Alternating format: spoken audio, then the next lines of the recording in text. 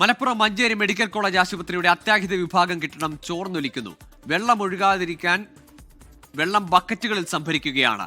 രോഗികൾ വീഴാതിരിക്കാൻ ആശുപത്രിക്കകത്ത് വെള്ളമുണ്ട് സൂക്ഷിക്കുക എന്ന ബോർഡും വെച്ചിട്ടുണ്ട്.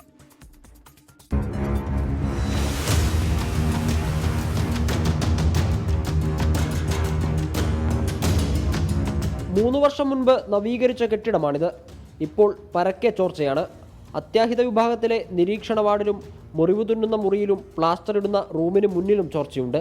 വെള്ളം പരന്നൊഴുകാതിരിക്കാൻ വലിയ ബക്കറ്റുകളും പാത്രങ്ങളും വെച്ചിട്ടുണ്ട്. സീലിംഗിന്റെ ഇടയിൽ കൂടിയാണ് ചോർച്ച. AC ലീക്കേജ് ആണെന്ന് ജീവനക്കാർ പറയുന്നു. പലതവണ അധികൃതരുടെ ശ്രദ്ധയിൽപ്പെടുത്തിയിട്ടും നടപടി ഉണ്ടായില്ല. ജില്ലയുടെ വിവിധ ഭാഗങ്ങളിൽ നിന്ന് നൂറുകണക്കിന് രോഗികളാണ് ദിവസവും ഇവിടെ എത്തുന്നത്. നിരീക്ഷണ വാർഡിൽ ഒരേ കട്ടിൽ തന്നെ ഒന്നിലധികം രോഗികളെ കിടത്തിയതും കാണാം.